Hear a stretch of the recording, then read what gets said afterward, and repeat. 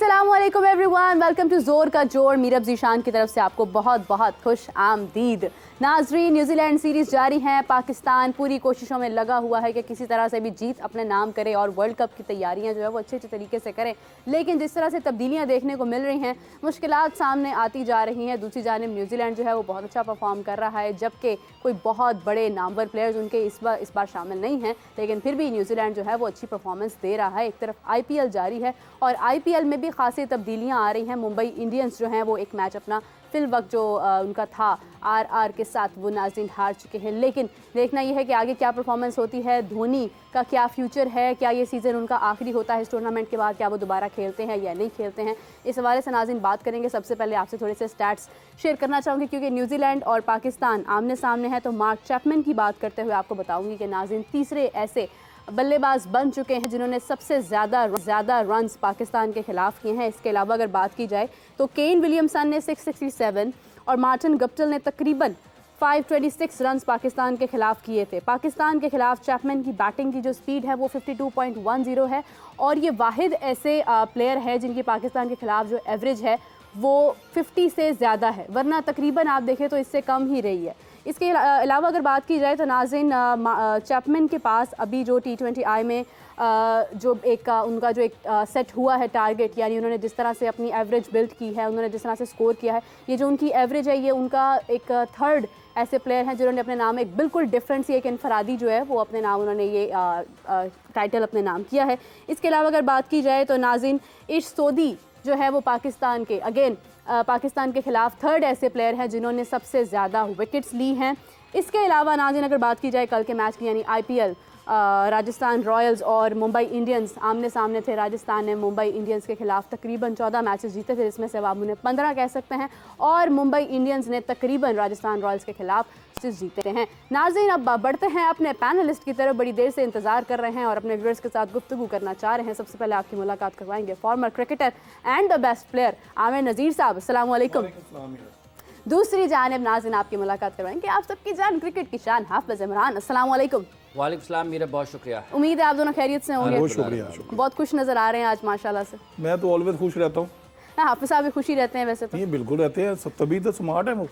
माशाल्लाह। तो इसका मतलब आप खुश नहीं रहते? नहीं, ये खुश रहकर सेहतमंद है। मैं खुश रहकर के हर कोई अपने अपने अंदाज में उसका फायदा उठाता है। अलग अलग जो है वो उसका फायदा जा रहा है, मतलब असर पड़ रहा है। मतलब खुश रहने के मुख्तलिफ फायदे हैं, आप ये कह सकती हैं। मुख्तलिफ बिल्कुल उसके बहुत सारे तरीकों से असरअंदाज होता है। बिल्कुल ऐसे ही है। मुख्तलिफ जिस्मों पर, मुख्तलिफ ज़हनों पर, मुख्तलिफ सोचों पर, मुख्तलिफ इंसानों पर उसके मुख्तलिफ असरात मरतब होते हैं। क्या बात है, इतनी सख्त किस्म की उर्दू बोल दी हाफिज साहब ने कि मुझे सवाल करना भूल गया है बगला। खैर मैं पूछना ये चाह रही थी, हाफिज साहब आप भी देख रहे होंगे कि खबर जो है वो बड़ी रिवॉल्व कर रही है। जिस तरह से वो हमारी रिवॉल्विंग पॉलिसी आई है ना, उसी तरह से ये खबर भी रिवॉल्व कर रही है कि नाजिश जहांगीर एक मॉडल हैं और उन्होंने कल जिस तरह वो इंस्टाग्राम पे पुट करते हैं अपना एक सोशल मीडिया पे डालते हैं कि आस्क मी क्वेश्चन और समथिंग, कुछ इस तरह से उन्होंने सवालों का सिलसिला शुरू किया। व्यूअर्स ने उनको रिप्लाई किया, उन्होंने कहा जी सवाल जवाब जारी रहे। फिर किसी ने पूछ लिया कि बाबर आजम अगर आपको शादी का कहें तो आपका क्या जवाब होगा, और यकीनन जिसने पूछा होगा उसका यही माइंडसेट होगा कि आगे से हाँ का जवाब आएगा। लेकिन नाजिश साहिबा ने बोल दिया कि नहीं, मैं बाबर से शादी नहीं करूँगी। भाई उनका माइंडसेट होगा शायद, हाफिज साहब कहते होंगे खेलते अच्छे हैं, जरूरी थोड़ी हस्बैंड भी अच्छे हों। उन्होंने अपने हिसाब किताब से जवाब दे दिया। अब उसका रिएक्शन क्या होता है कि जो अवाम है हमारी वो इस तरह से उनके खिलाफ हो जाती है, इस तरह से तनकीद करती है कि नाजिश साहिबा को अपना इंस्टाग्राम ही बंद कर देना पड़ता है। यानी कि उन्होंने उसको प्राइवेट कर दिया कि भाई कोई गैर शख्स मुझसे बात करे ही ना। हाफिज साहब इतनी ज़्यादा शिद्दत हमारे जो अवाम है हमारी ये स्टेडियम्स में जाती है तो ये तब इतना बोलते हैं, इस तरह से ये लोग इजहार करते हैं अपनी किसी भी रंजिश का, किसी चीज़ का, कि सामने वाला शख्स जो है वो परेशान हो जाता है। अब ये उनकी ज़ाती राय है, आपको लगता है कि क्या इस तरह से अवाम को रिएक्ट करना चाहिए था? आपका क्या सवाल है, आप ये बताएंगे। मेरा सवाल ये है कि एक मॉडल ने बाबर आजम से शादी करने से इनकार किया क्योंकि बाबर को पता ही नहीं है। बाबर आजम ने उनको पेशकश की थी? नहीं, बाबर ने तो नहीं किया भाई। अगर नहीं किया तो उस इनकार की क्या उसकी हैसियत क्या है? मतलब ये तो ऐसे ही है ना कि पाकिस्तान में लोगों के पास चूंकि बहुत वक्त है और जिन लोगों का ये मानना है ना कि वक्त बहुत तेज़ी से गुजरता है, हाँ। उनको ज़रा प्लैंक पे भेज देना चाहिए। उनसे क्या ज़रा प्लैंक करें फिर उसके बाद बताएं कि वक्त गुजरता है या नहीं, तेज़ी से गुजरता है या नहीं गुजरता। तो लोगों के पास बहुत वक्त है कि वो लोग बैठे रहते हैं और बातें करते रहते हैं। और ये जो मोहतरमा जिनका आपने जिक्र किया है पहली बात यह है कि जब आपने कोई भी चीज़ बयान कर दी है किसी एक ऐसे, देखें बाबर आजम पाकिस्तान ही दुनिया के बेहतरीन खिलाड़ियों में उनका शुमार होता है। वो पाकिस्तान की पहचान है बैनुल-अक़वामी सतह पर क्रिकेट के मैदान में, और उनकी वजह से पाकिस्तान का नाम रोशन होता है और वो पाकिस्तान की वजह से पहचाने जाते हैं दुनिया में। तो अगर तो उनको पेशकश की बाबर ने तो फिर तो उसका जवाब इनकार में बनता है या इकरार में बनता है, वो उनकी मर्ज़ी है। लेकिन जब आपको पेशकश ही नहीं हुई है तो आप ये कह दें जी मैंने नहीं करनी है, तो फिर उसके बाद लोग जज्बाती हैं ना, लोगों को ये लगा। और अब देखें बाबर इस सारे केस में दूर दूर तक कहीं नहीं है। लेकिन उनके फैंस ने पूछा है ना, उनको अच्छा लग रहा होगा ना कि दोनों साथ साथ खड़े हो, उन्होंने पूछ लिया। वो देखिए फैंस की क्या है, मतलब ये सूरज चांद सितारे, ये दुनिया में जो पाकिस्तान में गाड़ियाँ चलती हैं, ये जितने काम होते हैं ये फैंस की वजह से। क्या फैंस फैंस फैंस, ये अजीब सा एक नया तमाशा आजकल के दौर में शुरू हो पड़ा है। फैंस फैंस, ये फैंस इंगेजमेंट। वो पाकिस्तान क्रिकेट बोर्ड ने वीडियो रोज़ाना एक जारी कर देते हैं, जैसे वो चाय की जारी कर दिया फैन इंगेजमेंट के लिए। देखें बुनियादी तौर पर जो चीज़ है, जब आप ओपन करते हैं चीज़ों को अपने ऊपर, खोल देते हैं सवाल जवाब का सिलसिला, तो लोग आपसे हर किस्म की चीज़ पूछते हैं, आपको जवाब देना पड़ता है। तो आपको जवाब देने का सलीका आना चाहिए, ठीक है। जब अगर किसी ने ये पूछा जी कि बाबर ने आपको करना जो आपने कहा है कि ये होना चाहिए या नहीं होना चाहिए, तो उसका जवाब इससे ज़्यादा बेहतर अंदाज में दिया जा, ये भी पूछ सकते हैं क्या उसने पेशकश भी की है या नहीं की है। जब उसने कहा ही नहीं है तो जवाब इनकार में कैसे आ सकता है, ठीक है। नहीं लेकिन हाफिज साहब चले, उन्होंने इनकार कर दिया, उन्होंने एक इमेजिनेशन में आई, तो फिर भुगते हैं। तो इतनी तनकीद का क्या मतलब बनता है? तो ये लोग किसी के पाबंद हैं, किसी से पूछ के उसकी तारीफ और तनकीद सोशल मीडिया क्या है, यही है। मतलब मेरे पास मोबाइल है, मैं उठा के अभी उठाऊं, मेरे घर में अगर मेरी किसी के साथ नाराज़गी है, मैं वहाँ पर कुछ नहीं कह सकता, मैं बाहर आके लोगों को बुरा भला कहना शुरू कर दूं। मतलब ये डिजिटल है ना। आपने लोगों को अलाउ किया कि वो आपके ऊपर तनकीद करें या तारीफ करें। मतलब लोगों की अपनी मर्जी है ना। मतलब लोग उन खातून से मौसूफ जो हैं, खातून है, उनसे ये पूछें कि नाजिश जहांगीर साहबा कि क्या मैं मैडम आपकी तारीफ़ कर दूं या आप पर तनकीद कर दूं, तो ये तो नहीं होता ना। जो पढ़ेगा उसका जैसे दिल करेगा वो बोलेगा। और लोगों के पास इतना खैर से वक्त है, वो ये तो सोचते ही नहीं है कि इसके पस मंज़र में क्या है, किसी ने कहा है या नहीं कहा है। कोई ये कहता है, आप कितनी मरतबा लेकर आती हैं ये खबर है, मैं आपसे क्या कहता हूँ, मैं कहता हूँ मैडम इसका लिंक पढ़ें, रेलेवेंसी इसका पूरे का पूरा आप निकालें, वो जो थ्रेड है, सोर्स क्या है, बिल्कुल ठीक है, इसको आप सारी चीज़ों को देखें, उसके बाद हम इसके ऊपर लेके जाएंगे। ऐसा होता है या नहीं होता? लेकिन हर कोई शख्स तो ऐसे नहीं करता ना। वो तो जिसके सामने मतलब एक आई, वो एक बनता है आजकल, क्या उसको कहते हैं, बैनर बनता है एक, वो पोस्ट होता है, वो पता नहीं बंदे ने कहा है नहीं कहा है, किस अंदाज में कहा है, किस तरीके से कहा है, लोग उसके ऊपर शुरू हो जाते हैं, ठीक है। तो बाबर के जो फैंस हैं वो उससे पसंद करते हैं, उन्होंने उसका जवाब दिया है, लेकिन ये कोई इतना मुनासिब तरीका है भी नहीं है, ठीक है ना। आप प्राइवेट करें या आप उसको सरकारी करें अकाउंट को, जो उससे आपको मतलब है कि हासिल होना था वो तो हो चुका है ना। तो ये तो एक गैर, और मैं वैसे भी आपको एक बात बताऊं, ये जो ज़ाती ज़िंदगी होती है ना, इनको पब्लिक के ऊपर नहीं लाना चाहिए। हर किसी की अपनी सोच है, कोई किसी से शादी करना चाहता है, कोई किसी के साथ शादी नहीं करना चाहता, कोई किसी को पसंद करता है, कोई किसी को नापसंद करता है, ठीक है। कोई किसी के बारे में अच्छा सोचता है, बुरा सोचता है। आपको बात करनी चाहिए तामीरी, कोई कंस्ट्रक्टिव गुफ्तगू होनी चाहिए जिससे कौम का, मुल्क का, नौजवानों का फ़ायदा हो। वो करनी है करें, नहीं करनी ना करें। तो बाबर ने जहाँ करनी है उसने आपसे पूछ के करनी है। हो सकता है वो कहे मैं आपके पूरे ख़ानदान में किसी से नहीं करना चाहता। हाफिज साहब अब देखें ना, अगर वो इसका जवाब देती कि हाँ बिल्कुल, तो भी गलत था। वो देखें फिर अकाउंट क्यों कर दिया है प्राइवेट। बहरहाल मेरा ख्याल है कि ये ऐसी चीज़ें, इनके ऊपर इतना ज़्यादा वक्त नहीं देना चाहिए। आपको लगता है कि बाबर के साथ कुछ ज़्यादा, क्या उसका नाम है, उन्होंने पर्सनल हो जाते हैं लोग। ठीक है यार, अब भुगते हैं हम, लोगों की बातें सुने, फिर हमने तो नहीं कहा था। चलिए जी, वैसे ऐसे सवाल को इग्नोर भी किया जा सकता है या इस पर बड़ा थोड़ा सा ऐसा जवाब भी दिया जा सकता है जिस हाफिज साहब ने कहा है कि भाई वो खुद मेरा जवाब देना एक फ़न है, सवाल का जवाब एक फ़न है। Well said. अगर आपको नहीं आता होगा, आप अच्छे भले सवाल का सत्यानाश कर देंगे, ठीक है। जुबान से निकला लफ्ज़, कमान से निकला तीर, और अगर आपका पेट बढ़ जाए, ठीक है, तोंद आपकी निकल है, जैसे बहुत बड़े जो लोग हैं उनकी नज़र आती हैं, वो कहते हैं यार ये बेल्ट में आ नहीं रहा, तो ये सारी चीज़ें फिर वापस नहीं आती। आप अपने लफ्ज़ों के कैदी होते हैं। कमीज से निकला पेट, हाँ जी, और कमान से निकला तीर, जुबान से निकला तीर, जुबान से निकला लफ्ज़, ये वापस नहीं आते। आप दोबारा सीखो। नहीं मैं आगे सवालों की बड़ी लंबी फहरिस्त है। बिल्कुल सही है। अच्छा आमिर साहब आपसे जानना चाहूंगी, आप देख रहे हैं वैसे कि डेविड बून, राणा टुंगा बड़े सेहतमंद थे, लेकिन वो कामयाब थे।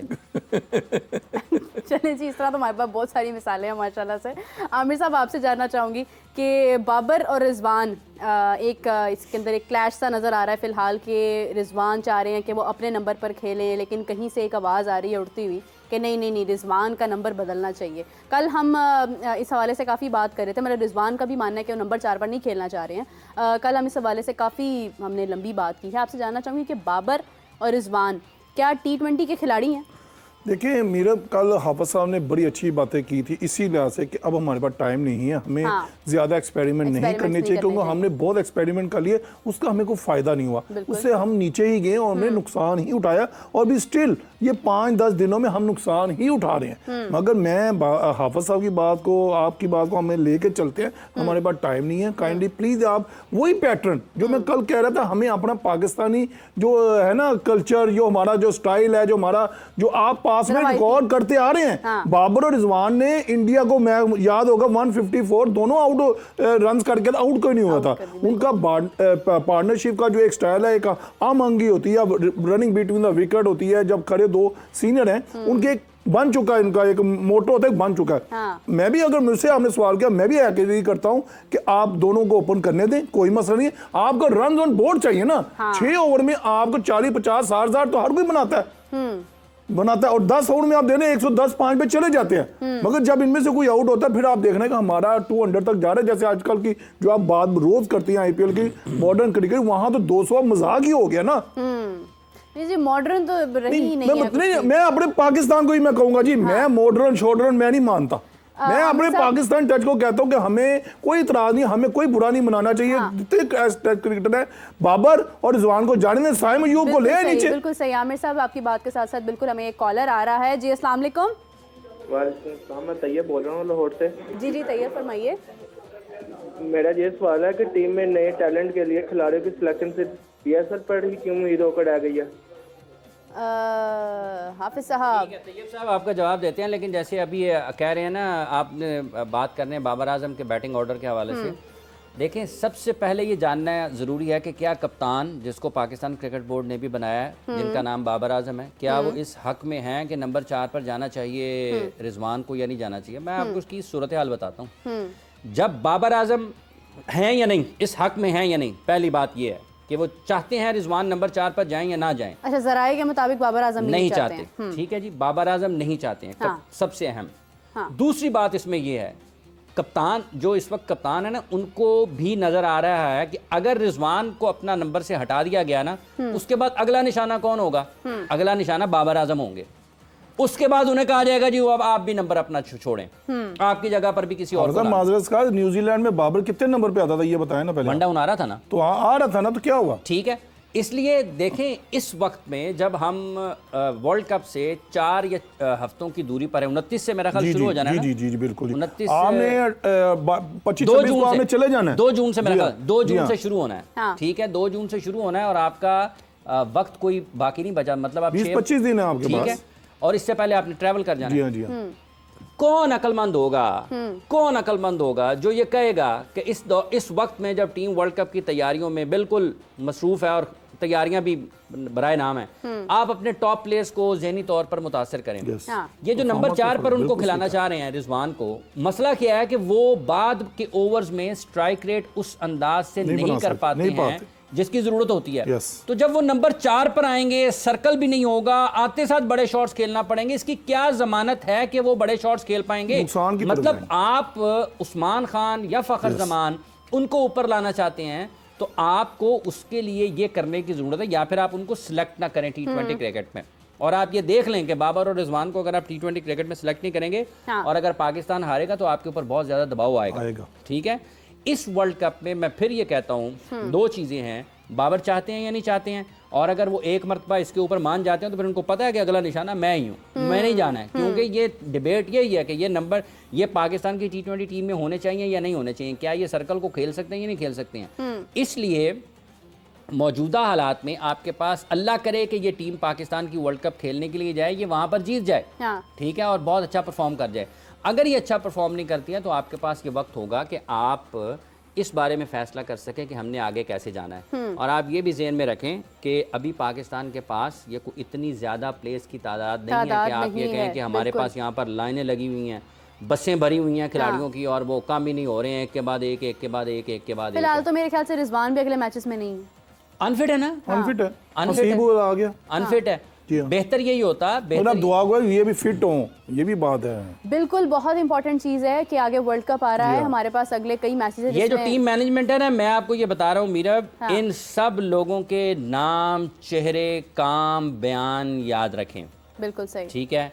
ये घूम घूम के जो लोग आते हैं ना पाकिस्तान में मुख्तलिफ ओहदों पर, इन सब के नाम, काम, बयान, इक़दामात याद रखें, और इनसे इन्हीं के काम, इन्हीं के इक़दामात, इन्हीं के बयानात और इन्हीं के फ़ैसलों के बारे में सवाल करें, ये जब ओहदे पर हों, जब ये ना हों। हाँ। क्योंकि ये मीठा मीठा खाने के हिसाब में ना हमने अपने मुल्क की खेलों का सत्यानाश और बेड़ागर्क कर लिया है। ये जो हम गुज़िश्ता कई माह से यहाँ पर चीख चिल्ला रहे हैं ना कि पाकिस्तान की क्रिकेट तबाह हो रही है, ये कोई हमें ज़ाती तौर पर उसकी, इसलिए ये कोई हमारा बराह रास्त तो नहीं है ना कि हम वहाँ पर लगे हुए हैं या हमें कोई ऐसी चीज़ आ रही है। देखें, ये इस मुल्क की पहचान है बैनुल अक़वामी सतह पर। बिल्कुल सही। आज हॉकी अगर कहीं नहीं है तो पाकिस्तान दुनिया में कहीं नहीं है, कहीं नहीं है। और अगर पाकिस्तान की क्रिकेट कहीं नहीं होगी तो पाकिस्तान क्रिकेट दुनिया में पाकिस्तान कहीं नहीं होगा। कहीं नहीं होगा। ये बिल्कुल तकलीफ ऐसे ही पाकिस्तान है, के नीचे बिल्कुल जाने ऐसे की ही है। है। ये क्रिकेट ही है ये जो जो दूसरे लोगों ममालिक ने के साथ बरसों जोड़ती से, दहाइयों से पाकिस्तान से करोड़ों अरबों रुपए कमा लिए ना इस क्रिकेट के नाम पे, उनको ख्याल करना चाहिए इस मुल्क का। हाँ, बिल्कुल सही। ये नहीं होना चाहिए कि अगर मीरब ने गलत फैसले किए हैं तो मैं उसके बाद भी मीरब को कहूं नहीं बहुत अच्छा, तुमने ठीक किया है। बिल्कुल सही। आपको फैसला करना पड़ता है कि कौन ठीक है कौन गलत है, किसने दुरुस्त काम किया है किसने दुरुस्त काम नहीं किया है। ये नहीं हो सकता कि आप एक ही जगह पर एक अच्छा काम करने वाले और एक तबाही करने वाले को खड़ा कर दें, उनके दोनों ही एक जैसे हैं। ये नहीं हो सकता। आपको फैसला करना पड़ता है, बिल्कुल दोनों में से किसी एक का इंतखाब करना है। बिल्कुल सही, चूज करना। ये नहीं है कि आप खुद जो है वो आप बिजनेस क्लास में सफर करें, आप सब कुछ क्रिकेट से ले बैठे हों, और जब नई नस्ल की बारी आ रही है तो आप सत्यानाश कर दें, उनको कुछ दे के ना जाएं। इन सब से पूछा जाएगा कि जब 90 की दहाई वाले बहुत बातें करते हैं ना, 2000 वाली दहाई वाले बहुत बातें करते हैं, इनको एक बना बनाया काम मिला था, इन्होंने आगे क्या मुंतकिल किया है। AH कारदार और उनके दौर के लोगों ने, मरहूम ने पाकिस्तान के क्रिकेट को एक ऐसी बुनियाद फराहम की जिसके ऊपर इन लोगों ने दुनिया में नाम मकाम बनाया, इज्जत शौहरत दौलत सब कुछ इनको दी। इन्होंने आगे क्या दिया है, इनसे पूछा जाना है। इनको ये नहीं पूछा जाना शुएब अख्तर नाराज़ हो जाएगा, वसीम अकरम नाराज़ हो जाएंगे, इंजमाम साहब नाराज़ हो जाएंगे, शुएब मलिक को बुरा लगेगा, सईद अजमल जो है ना उससे बड़े अच्छे ताल्लुकात हैं, ठीक है, सलीम मलिक साहब नाराज़ हो जाएंगे, ठीक है, वकार यूनुस को अच्छा नहीं लगेगा अगर इसके बारे में बात की जाए, जनरल तोकीर जा को बुरा लगेगा, ज़का अशरफ को बुरा लगेगा, सेठी साहब नाराज़ हो जाएंगे, ठीक है, मोहसिन नकवी साहब नाराज़ हो जाएंगे। अगर तो आपने लोगों को खुश करना है तो फिर क्रिकेट नहीं बचनी। हाफिज साहब, मैनेजमेंट से हटके हमारे खिलाड़ियों के ऊपर भी तो डिपेंड करता है ना कि उन्होंने भी क्रिकेट को लेकर चलना है, उनकी परफॉर्मेंस में भी तो कमी नजर आ रही है। तो इसका फैसला मैंने करना है, इसका फैसला मैंने तो नहीं करना ना, जिन्होंने फैसला किया उनसे पूछें। लेकिन खेलना तो खिलाड़ियों ने खुद है ना मैडम, यही तो बात हो रही है। जिन्होंने पाकिस्तान की क्रिकेट की सप्लाई लाइन तोड़ी है उनको कटहरे में खड़ा करें। अगर बाबर को पता होता ना पीछे 3 लगे हुए हैं तो भाईजान नखरे कोई नहीं करता। ये बात बहुत बड़ी फिर कोई नखरे नहीं करता। शाहीन को पता हो ना, नसीम को पीछे 35 बैठे हुए हैं, मैं एक क्यों नहीं वसीम अकरम और वकार यूनुस बाहर बैठते थे, इसलिए नहीं बैठते थे भाईजान। अगर एक सीरीज के बाहर बैठ गया ना, उसने 30 आउट कर देने, मुझे लोगों ने भूल जाना है। वो क्यों एक विकेट जब लेता था कोई पार्टनरशिप तोड़ता तो वापस फौरी कि इसको दोबारा मौका मिला कि सारे आउट कर देगा, तो मुझे कौन याद रखेगा। सही बात, ठीक है, शेर एक ही होता है। ये जब पीछे लगे होंगे ना लोग तो फिर उनको दिमाग में चलते रहते हैं हर वक्त। बिल्कुल ठीक है भाईजान, मुझे मौका ना मिला, अगर मैं नहीं हूं, मेरे पीछे 35 और हैं, वो ला देंगे उनको। ये क्यों बार बार रिजवान, देखें ये डिबेट जो है ना गलत तरफ जाती है। रिजवान बाबर नंबर 4, आप मुझे बताएं कि इन लोगों को कहें कि यहाँ बैठें और बात करें कि नंबर 4 पर रिजवान कैसे कामयाब हो सकता है या पाकिस्तान के लिए बेहतर हो सकता है। उसकी तो क्रिकेट सर्कल की है। उसने तो 60 में से अपने अगर 70 रन बनाने हैं पाकिस्तान ने, 30 रन उसने सर्कल में करने हैं। अगले 30 उसने 4, 5, 6 ओवर्स में और करने हैं। जब 10 ओवर्स के इख्तिताम पे जाएगा, उसने 25 बॉल लिए होंगे, 25 में से उसने 40 रन किए होंगे, तो वो तो 10 ओवर्स के इख्तिताम पर अपने 40-50 रन बना के बैठा होगा। अपने तो बन जाएंगे, जैसे 30,000 रन हो गए। टीम कहां पर जाती है? पूछने की बात यह है, नंबर 4, 5, 6 इन जगहों पर आपके बैट्समैन क्यों नहीं है? कहाँ है वो सिलेक्शन कमेटी, कहाँ है वो कोचिंग स्टाफ, कहाँ है वो डेवलपमेंट का काम करने वाला? उससे पूछें। शाहीन, नसीम, हारिस, पाकिस्तान के पास मुतबादल क्या है? ना कोई नई गेंद करने वाला है, ना कोई पुरानी गेंद करने वाला है।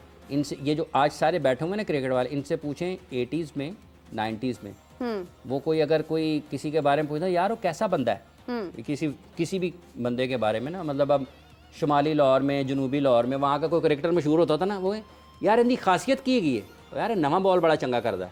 इसी के साथ हाफिज साहब, हमें मिर्ज़ा इकबाल बेग साहब ने ज्वाइन किया है, तज्जिया अपना शेयर करेंगे। अस्सलाम वालेकुम सर, कैसे हैं आप? वालेकुम अस्सलाम मीरब, मैं बिल्कुल ठीक हूँ, और हाफिज साहब आपको भी अस्सलाम वालेकुम। वालेकुम सलाम बेग साहब, बहुत शुक्रिया आपका। आमिर नज़ीर साहब भी हमारे साथ मौजूद हैं। अरे आमिर नजीर साहब को भी मेरा सलाम। वालेकुम अस्सलाम। बेग साहब, अभी बड़ी गर्मा गर्म गुफ्तगू जारी थी इस हवाले से अकेले कि हाफिज साहब ज़रा थोड़े से जज्बाती हो रहे थे। उनका कहना ये था कि जिस तरह से नंबर तब्दील किया जा रहा है और इस पर बाकायदा तौर पर एक बहस जारी है कि मोहम्मद रिजवान को चौथे नंबर पर आना चाहिए, जबकि बाबर आजम भी इस हक में नहीं हैं, तो आपकी हमारी क्रिकेट के साथ जिस तरह से ये सलूक किया जा रहा है, इसके क्या कॉन्सिक्वेंसेस हो सकते हैं कि बाबर आजम और मैनेजमेंट एक पेज पर ही मौजूद नहीं है? मीरब, सबसे हैरान कुन बात यह है कि टीम के जो सीनियर टीम मैनेजर हैं, जो कि गैर एलानिया चीफ सेलेक्टर भी हैं, वहाब रियाज, उनको इतना तजुर्बा नहीं है। एकदम से वो हेल्म ऑफ अफेयर्स पर आ गए, पाकिस्तान क्रिकेट के क्या सफेद के मालिक बन गए। आपने देखा होगा तीसरे T20 में जब पाकिस्तानी टीम हार रही थी तो वहाब और यूसुफ मिलकर डिस्कशन कर रहे थे। जब इन लोगों के हाथ में क्रिकेट आ जाए, और यूसुफ तो अपनी नौकरी के चक्कर में कुछ बोल ही नहीं रहे, वो यहाँ एडजस्ट हो गए एज अ बैटिंग कोच, और गालिबन उनको ये यकीन दहानी कराई गई है कि आप इंग्लैंड, आयरलैंड और अमेरिका भी जाएंगे, तो कौन फिर बोलेगा? मेरे ख्याल में इन लोगों को, हालांकि यूसुफ का तजुर्बा है, 90 टेस्ट मैचेस वो पाकिस्तान की जानिब से खेले, 250 से ज्यादा वनडे खेले, उन्हें तजुर्बा है, कुछ चंद T20 भी खेले।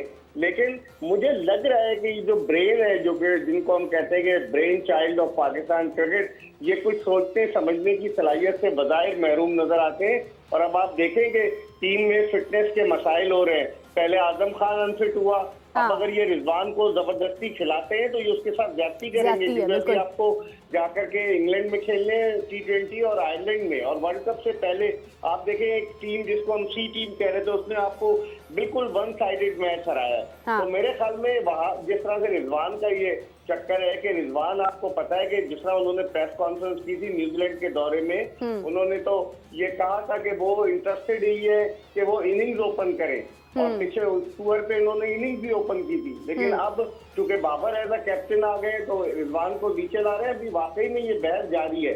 उस्मान खान को इन्होंने फुटबॉल बनाया हुआ, उसका नंबर ही नहीं है, 5वें नंबर पर आप उसे भेज रहे हैं। उसने अपनी कश्तियां जला दी हैं, और यहाँ पर वो पहले मैच में 7, दूसरी में 5 बना सका, उस पर भी प्रेशर है। मेरे ख्याल में अब इन्हें सोचना पड़ेगा कि क्या आपका मिडिल ऑर्डर मीरा बहुत कमजोर है। मिडिल ऑर्डर में इफ्तिखार अहमद है, इरफान नियाजी का इतना तजुर्बा नहीं है। अभी तो ये एक ना तजुर्बाकार बॉलिंग अटैक के खिलाफ हम इतना स्लो खेले, तो अगर कोई तजुर्बाकार टीम आएगी वहां पर क्या होगा? ये बहुत सारे सवालात हैं जिनके जवाब टीम मैनेजमेंट को देने होंगे। बेग साहब, लेकिन हमारे प्लेयर्स तो एक दूसरे की खासी तारीफ करते हैं। अभी मैं देख रही थी शाहीन शाह अफरीदी का कहना था कि बाबर आजम जो है वो डॉन ब्रैडमैन के साथ वो उनको मुशाबत दे रहे हैं। इस हवाले से क्या कहेंगे? यही तो अलमिया है कि बज़ाहिर अच्छी तारीफ करते हैं, लेकिन अंदर क्या सूरत हाल है ये तो हमें पता है ना कि किस तरीके से शाहीन शाह अफरीदी दिल बर्दाश्ता से कप्तानी छिन जाने के बाद क्या वो बाबर से खुश होंगे? अल्फाज जो है वो या तो पीसीबी डलवाता है उनके मुंह में, या वो खुद कहते हैं, या मसलहतन कहते हैं। तो मसलहतन अगर कहते हैं तो कोई फायदा नहीं है ना, जो फैक्ट है उसको तस्लीम करें। तो मेरे ख्याल में ये सब चीजें आज पीसीबी ने वीडियो जारी कर दी, मैच आप हारे हुए, चाय बना के दे रहे हैं अबरार अहमद, मौसम एंजॉय हो रहा है। हाँ, अपने खेल पे तो कंसंट्रेट करो। होटल कमरे में बुला के साइम अयूब, उस्मान खान, जमान खान और इफ्तिखार अहमद को चाय बनाकर पिला रहे हैं। इनका असल काम खेलना है, चाय बनाकर पिलाना नहीं है। तो अहमद वसीम को आपने बिठाया हुआ है, 3 T20 हो गए, तजुर्बे करेंगे। अगर ये टीम आपको हरा गई तो और शोर मचेगा, क्योंकि उनका मोरल अप है। तो अब देखें आगे क्या होता है लाहौर के मैचेस में। अच्छा बेग साहब, ये जो रोटेशन पॉलिसी का नाम दिया गया है, जिसमें रोटेट तो वो प्लेयर्स हो रहे हैं जो 4 साल के बाद आए हैं टीम में, जो 4 साल से खेल रहे हैं वो तो अपनी जगह पर, उनकी तो रोटेशन नहीं हो रही है। तो ये किस किस्म के फैसले कर रही है टीम मैनेजमेंट? और आपको लगता है कि ये वक्त है कि आप ये फैसला ये सोचने बैठ जाएं कि वर्ल्ड कप में रह गए 4 हफ्ते और आप ये देख रहे हो जी कि कौन ओपन होगा, कौन वन डाउन होगा, सेट चीज़ों को छेड़ने का? ये कोई रॉकेट साइंस है जो कि समझ में नहीं आ रही। अगर महमूद साहब, आपको याद होगा, इमरान उन्होंने प्रेस कॉन्फ्रेंस में कहा था कि जनाब हम जो है बाबर आजम को भी रेस्ट कराएंगे। आप करा के देखें ना, 2 मैचेस में मैं देखता हूँ 2 मैचेस में करा ही नहीं सकते ही रेस्ट। 2 को तो वैसे ही रेस्ट मिल गया। हाँ, वो इस तरह की चीजें अब नहीं कराते, अब नहीं कराते, जीता हो जाता फिर था। तो मैं हैरान हूँ जिस तरह की पॉलिसी उन्होंने अडॉप्ट की है। रोटेशन, आप सही कह रहे हैं, आमिर को एक मैच खिला के बैठा दिया, वो रोटेशन हो गई। इमाद वसीम को आप खिला नहीं रहे, तो कौन सी, सारे वही प्लेयर खेल रहे हैं जो पाकिस्तान को रिप्रेजेंट करते चले आए। कौन सी नई चीज की है इन्होंने? 2 नीचे उस्मान है, इरफान है, यही नई चीज है मेरे ख्याल से। तो क्या कह रहे हैं आमिर? मैं कह रहा हूँ इकबाल भाई, उस्मान आया, इरफान है, यही नई चीज है, बाकी तो पुरानी है। बाकी वही है, तो पता नहीं क्या कर रहे हैं। वो जो गैर एलानिया चीफ सेलेक्टर है वहाब रियाज साहब, उन्होंने क्या टीम मुंतखब की है। वो सीनियर टीम मैनेजर भी बने हुए हैं, तो उनको चाहिए ना सोचे कि क्या कर रहे हैं। इससे पहले भी उन्होंने टीम मुंतखब की थी, जिसमें उन्होंने बाबर आजम को कप्तान से हटाने में वो भी शामिल थे। जब बाबर आजम को कप्तान से हटाया उनके स्टेटमेंट से, तो अब क्या कर रहे हैं समझ में नहीं आ रहा। पाकिस्तान क्रिकेट किस स्टंप में जा रही है, क्योंकि चेयरमैन साहब के पास वक्त नहीं है। वो अपनी उनकी सरकारी मसरूफियात इतनी ज्यादा है, जिसकी वजह से उन्होंने, लगता है लोग ये कह रहे हैं, मैं नहीं कह रहा, लोग कह रहे हैं कि उन्होंने वहाब रियाज के हाथ में कमान दे दी है कि आप सब कुछ करें, वहाब रियाज अपनी मर्जी के शॉट खेल लें, जिससे पाकिस्तान क्रिकेट को फायदे के बजाय नुकसान ही हो रहा है। ठीक हो गया बेग साहब, बहुत शुक्रिया आपके कीमती वक्त का और आपकी कीमती राय का। जिस तरह से अभी बात हो रही है क्रिकेट की और बेग साहब ने बताया है, तो मैं इसमें एक चीज़ ऐड करना चाहूँगी। वैसे थोड़ी सी गुफ्तगू से हट के बात है कि अभी इंग्लैंड स्टेडियम्स का भी कहना था कि वो तैयार हैं पाकिस्तान और भारत के टेस्ट के लिए, जिस तरह से रोहित शर्मा ने ख्वाहिश की। मेरा सवाल एग्जैक्टली ये है कि क्या हम टेस्ट भारत के साथ खेलने के लिए तैयार हैं? हमसे तो T20 नहीं खेला जा रहा ठीक से। नहीं, अल्हम्दुलिल्लाह हम तैयार हैं, हमारा रिकॉर्ड भी अच्छा है। मगर ये आप देखें, जब इंग्लैंड कह रहा है कि हम मेजबानी के लिए तैयार है, हाँ। देखिए जैसे कल हाफिज साहब बता रहे थे ना कि कोई विंडो नहीं है, हाँ। कोई प्लान नहीं है, कोई सीरीज, वो भी मनसूख हो जाएगी। देखिए हर कंट्री चाहता है कि पाकिस्तान इंडिया का मैच हमारे कंट्री में हो, उनका ब्रॉडकास्टिंग होगी, उनका कितना पैसा कमाएंगे, वो कितनी पूरी दुनिया में क्रिकेट देखी जाती है, अरबों रुपए। आप ये देखें हर कंट्री कह रहा है, ऑस्ट्रेलिया भी चाह रहा है, इंग्लैंड भी चाह रहा है, UAE भी चाह रहा है, सारी दुनिया चाह रही है। मगर देखिए पाकिस्तान है, हमें मानना पड़ेगा, पाकिस्तान ने नाम कमाया हुआ है। देखिए हार जीत होती है, हमें नुकसान हो रहे हैं, अभी तक मैंने पहले कहा हमें नुकसान हो रहे हैं, अभी तक हो रहे हैं, मगर हमने इनको अब खत्म करना चाहिए। ये मीरब जो आपने इंग्लैंड की बात की है, उन्होंने 2, 3, 4 वेन्यूज अपने बताए हैं कि वो उसको होस्ट कर सकते हैं। लॉर्ड्स, मैनचेस्टर, ठीक है, एडवेस्टन में, ये सारे इंडियन और पाकिस्तानी, मैनचेस्टर में और ठीक है। ये ना हर किसी को नजर आता है कि इंडिया पाकिस्तान का मैच टेस्ट मैच भी होगा। पाकिस्तान इससे पहले न्यूट्रल वेन्यू के तौर पर इंग्लैंड को इस्तेमाल कर चुका है 2010 में। ऑस्ट्रेलिया ने वहाँ पर पाकिस्तान के खिलाफ मैचेस खेले थे। दुनिया का हर मुल्क ये चाहेगा कि पाकिस्तान और इंडिया के टेस्ट मैचेस उनके यहाँ खेले जाएं, ठीक है।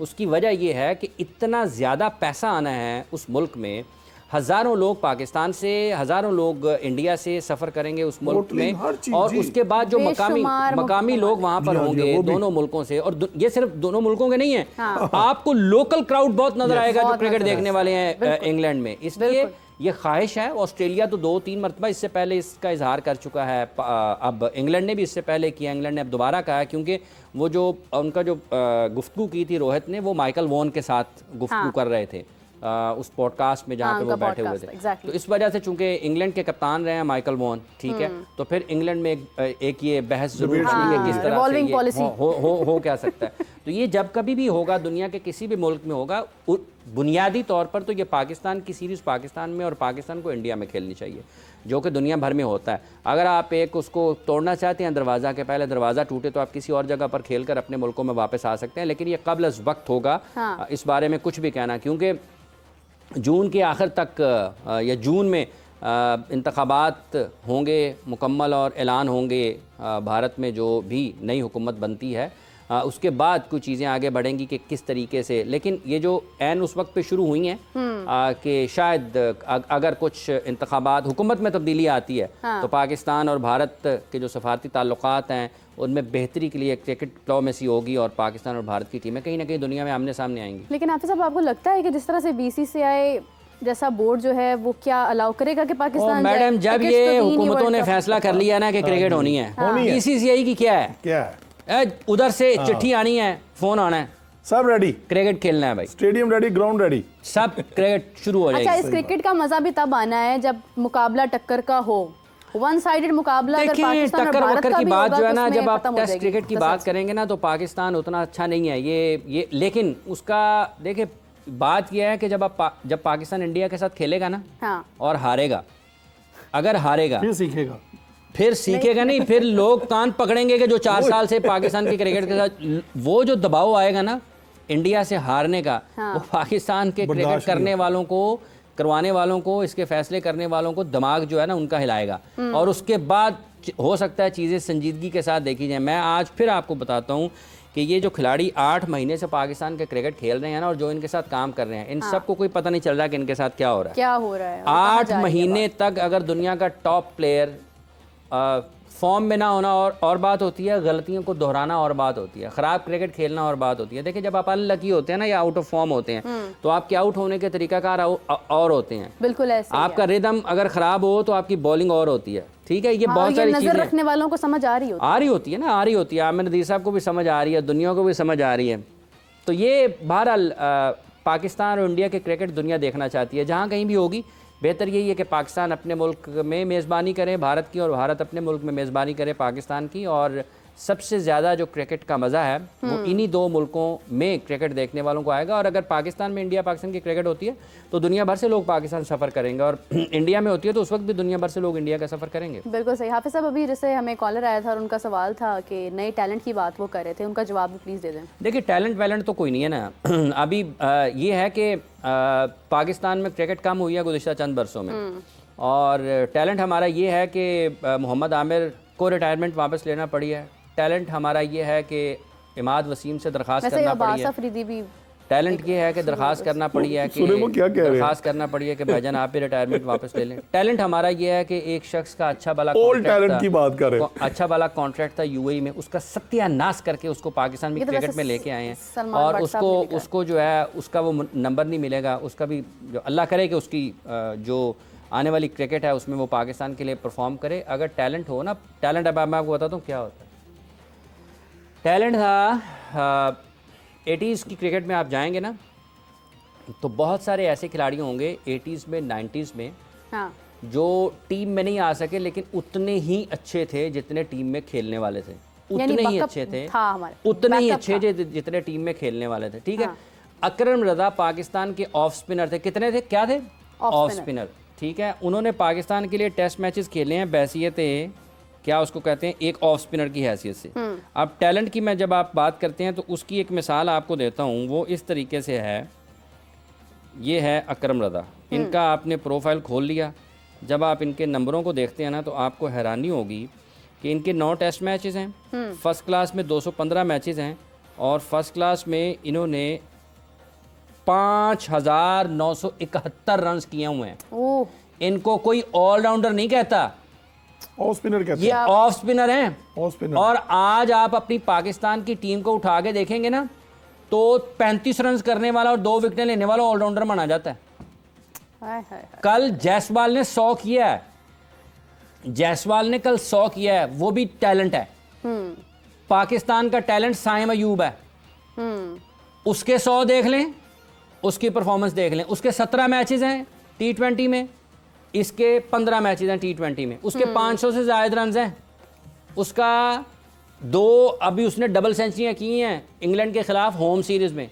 टेस्ट मैच डेब्यू हुआ, 170 से ज़्यादा रन स्कोर किए वेस्ट इंडीज़ में, वेस्ट इंडीज़ के खिलाफ। ठीक है, आप उस ट्रैक पर ही नहीं हैं। बिल्कुल सही। हाफिज साहब ने जिस तरह से बात की है, जिस तरह से कंपैरिजन किया है, कह लेगा रोंगटे खड़े हो गए हैं कि वाकई में इतना नहीं, बड़ा ये difference रोंगटे है। खड़े होने से ना लोगों के ज़्यादा इनके दिमाग खुलने की ज़रूरत है। दिमाग खुलने की बहुत ज़्यादा ज़रूरत है। हमारे शो का वक्त भी ख़त्म होता जा अच्छा, रहा है। शो बंद हो रहा है, दिमाग खुल रहे हैं। तो मैंने सोचा थोड़ा सा एक रैपिड फायर कर लिया जाए। आमिर साहब, आपसे शुरू करना चाहूँगी। आपने जिस तरह से क्रिकेट देखी और बहुत करीब से देखी, तो ओडीआई का अगर शेर माना जाए, एक तरफ भारत एक तरफ पाकिस्तान, किसको कहेंगे? लेकिन ये एक वक्त था कि पाकिस्तान का पलड़ा बहुत भारी था। हाँ, उसके बाद 5-6 साल हुए हैं कि पाकिस्तान का पलड़ा जो है थोड़ा सा कमज़ोर हुआ और इंडिया ने उस पर काम किया। हाँ। और वो अभी हमारे से ऊपर है। ठीक है, तो आप कौन से प्लेयर को शेर समझते हैं ओडीआई का? देखिए, ओडीआई का तो विराट कोहली और हमारा ही तो बाबर आजम। क्या बात है, ज़बरदस्त। टेस्ट का टाइगर अभी तक तो ऑस्ट्रेलिया ही जा रहा है। ऑस्ट्रेलिया। पाकिस्तान और भारत में से कोई खास प्लेयर? वही आएंगे जो बार बार हैं, बाबर ही हैं जी। मेरे अभी तक जो रीजन दे रहे हैं वो बाबर आजम से बड़ा कोई प्लेयर नहीं। अच्छा, T20 में किसको समझेंगे? करंट जी, मैं तो शुभमन गिल को। क्या बात है जी, ज़बरदस्त। यानी T20 का टाइगर, लायन, लेपर्ड, जो भी कह लें, शुभमन गिल आप उसको समझते हैं। हाफिज साहब, आपसे जानना चाहूँगी, ऐसा बॉलर जो खतरनाक समझते हैं आप, पाकिस्तान या इंडिया? देखिए, आप हार्दिक जो है ना, जसप्रीत बुमराह, हाँ, वो एक कंप्लीट पैकेज हैं हर तरह के क्रिकेट में, वनडे में, T20 में और टेस्ट मैचेस में भी। ज़बरदस्त। पाकिस्तान, शाहीन थे, शाहीन इंजर्ड होने के बाद वो शाहीन नहीं है। हाँ, नसीम शाह इंजरी जो है वो उनको तंग करती रहती है। पाकिस्तान टेस्ट क्रिकेट और वनडे क्रिकेट खेलता कम है। पाकिस्तान ने समझ लिया है कि शायद T20 क्रिकेट इस ओढ़ना बिछोना है, इसी से सब कुछ मिलता है।